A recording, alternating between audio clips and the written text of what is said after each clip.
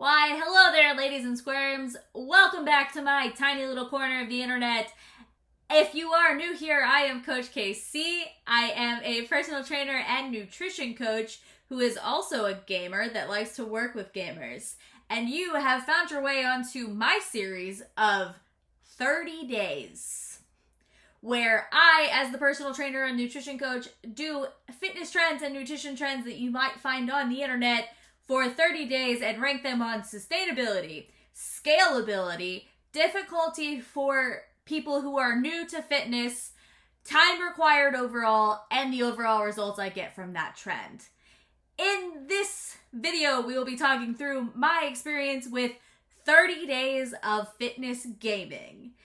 In the month of January, all I did was use video games for a workout. Why? Because as a personal trainer who works mostly with gamers and streamers, it can be hard to get back into the gym. It can be intimidating to get back in the gym. So one thing I love to suggest to my clients is using what they already love to do. Video games, to get them started and moving. So I decided to do it for 30 days and see what the results were.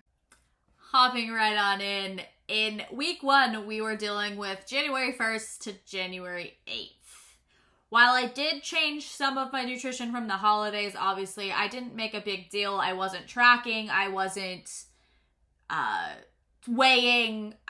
It was really just making some better decisions, cutting out some of the sweets and things like that. So I didn't make any big adjustments in my nutrition in these 30 days. So all results are purely based on going to do 30 minutes of gaming a day. During my first week, I did a collective of different games. We did Ring Fit Adventure, Beat Sabre, Just Dance, and even a little bit of Switch Sports with my streaming community over on Twitch. In this first week, I was trying to look for as much variety as humanly possible. I wanted to make sure that whatever I was testing were things that real life clients would use and could use. However, I found at the end of the first week, constantly switching between things really just wasn't getting me anywhere. If I was doing Ring Fit one day and then Beat Saber the next, there was no real training rhythm, I suppose is the best way to put it, because Ring Fit is a more all-over body game and Beat Saber is really just a cardio-based game. So going into the next week, I decided to do just Beat Saber. During this week, this was basically my view the entire week. Punk rock songs like 1985, musical numbers from every musical you could think of, and just about any version of sped up song that I could manage to play. I'm not your perfect Beat Saber player, but I was getting enough activity in that I thought I was gonna see some results by the end of this week, at least even if it was just some upgraded energy. Turns out that really wasn't the case. I was actually seeing lower numbers on my Apple Watch than I was in previous weeks where I was doing a variety of different things. And that is due to the fact that Beat Saber is pretty much nothing but a cardio game. You can add in the squat type when you're ducking under walls and things like that, but realistically speaking, you're still doing cardio. So my workouts weren't balanced, which is why I wasn't seeing the results that I'm typically used to. So moving into week 3, I decided to take to the internet. I was at a loss. Beat Saber was really the only VR game that I had, and I felt like VR was where I was going to get the best bang for my buck. Ring Fit is a great game, but it's been around for a long time, and I wanted to explore some new stuff. So I asked some of my VR groups, what do you do for workouts? And the responses were things like Supernatural, FitXR, which is one I actually tried in week 3. During week 3, we played around with FitXR, and that's what this is. This app has a whole bunch of different options available to you, whether you want to do combat, whether you want to do dance, whether you want to tone and sculpt, warm-ups, cool-downs, and honestly, As a personal trainer, I would recommend this to just about anyone who is on the go and needs something that has an Oculus Quest. I had so much fun with this system during week 3, and honestly, I think I would still see results if I did this every day and never went back to a gym. I would go insane personally if I tried to do that, but there are so many different levels and opportunities in this game. Plus, you get to compete against other people. So I fully believe that FitXR might be the future of fitness, and honestly, I did it almost every day for the rest of this challenge. In the course of week 4, I was starting to feel the curse of monotony. I was ready to get back in the gym. I was ready to do more traditional things, but I also recognize that a lot of people don't have access to gyms, and doing something like this is their only ability to really get in a workout unless they have someone to give them body weight at home workouts or can find a decent one amongst all of the trash on the internet. So I continued on and soldiered on into week 4, where I also got invited to demo a new game that is now out called Slam. But this game had one singular problem, and it's why I had to do other things during this week. Can you guess what the problem is? This is Slam, a tennis-based game that also has a rhythm to it, and your whole goal is to hit those little blobs on the other end and not hit things off the track. There's music involved, and it's a whole party. It's a really fun game. However, it's tennis-based.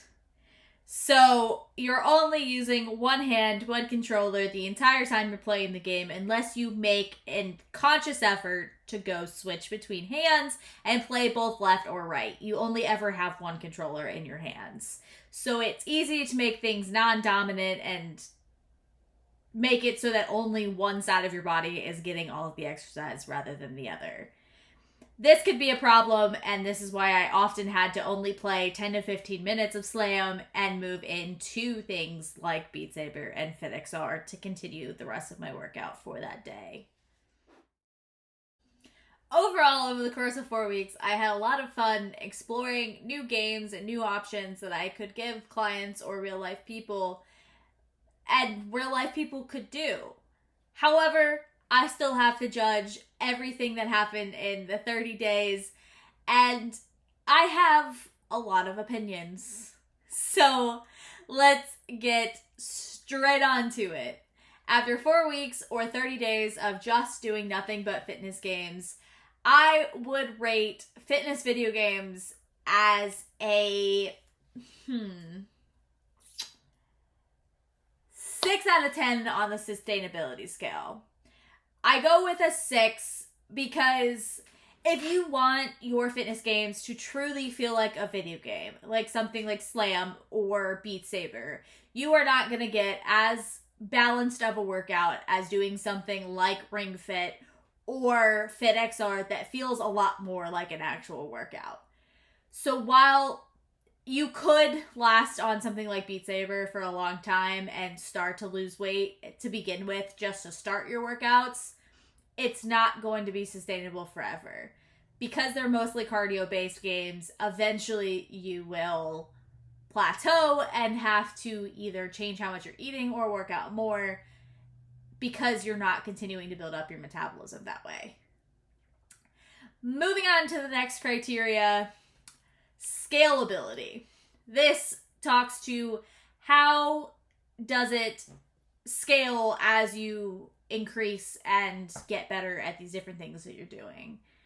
Again, I think the scalability is probably on the 5 out of 10 range, purely because Beat Saber, really you have to get better at physically playing the game to really scale it. There are ways to make it better, things like speeding up the games or playing more songs with the ducks so that you have to do squats throughout your workout. However, it's still a lot of just the same motion and you're not really scaling up. Ring Fit scales pretty well because you can change different levels, as does FitXR. You have a beginner and intermediate and advanced, and you can pick different time lengths. So if you only want to do a 15-minute, you can do a short, but you can also do longer workouts. So there are options for scalability, but honestly, at some point you're going to run out and you're going to need to do something more traditional. On the difficulty scale for newbies, I think this is right on the 9 out of 10. A lot of these games are pretty well tame to someone who has never worked out before, someone who may have been on the couch for the last 6 months and not done any workouts. It is a perfect jumping board into getting back into fitness, especially if you're intimidated by gyms and don't necessarily want to go in front of everybody else. Our next option is time required. So I set a limit on this where I only did 30 minutes a day. You could always do more. However, only doing 30 minutes a day, which is a bare minimum for a workout in the traditional setting, you barely throughout the day, and this is me getting up and moving around my house as well, hit that 500 calorie limit on an Apple Watch. It was very difficult to close my rings every day during the month of January with just a fitness gaming workout for 30 minutes. So the time required here is not high, but you also don't get the best results if you are doing 30 minutes. So the longer you play, the better results you get. So it could take a lot of time to get the results you want, depending on what your goals are. Something to keep in mind if you were to start your fitness journey with just fitness video games. And on our last category is the overall results. I would rate the overall results of this in comparison to a traditional gym workout that I do to a 4 out of 10. The results aren't great here. Mind you, I didn't change any of my nutrition, but that was kind of the point. What can I get purely out of working out and not changing anything else? The results, while I didn't weigh or measure anything this month, I wasn't feeling super energetic, and honestly, by the end, I just wanted to get back into the gym. I think fitness gaming is great for when you're on the go, or when you just need a break from the gym and do something fun, or on the weekends when you don't want to leave your house, you just want to sit and play video games. It's, especially with VR video games, it is a very good way to get up and get active. However, it is not something I would give to my clients unless they only wanted to play video games. Obviously, it is a great thing to add into rotation, and I will keep things like FitXR in my weekend rotation for sure, or when I'm on travel, or things like that, but I am so very happy to be back in the gym. Results happened, but I don't think it's sustainable. It's definitely not scalable. It is great for newbies. However, I still would recommend going to the gym. That may sound ridiculous because obviously the gym is your best option, or some form of training, whether it's at home with weights or at home with machines. I don't think fitness gaming is quite there yet. As much as I wanted it to be, as much as I want to just stick on a VR headset and never have to leave my house again, it's not there yet. If there's anything else you guys want me to try over the next 12 months, I'm currently in the middle of my February challenge, but I am happy and open to suggestions.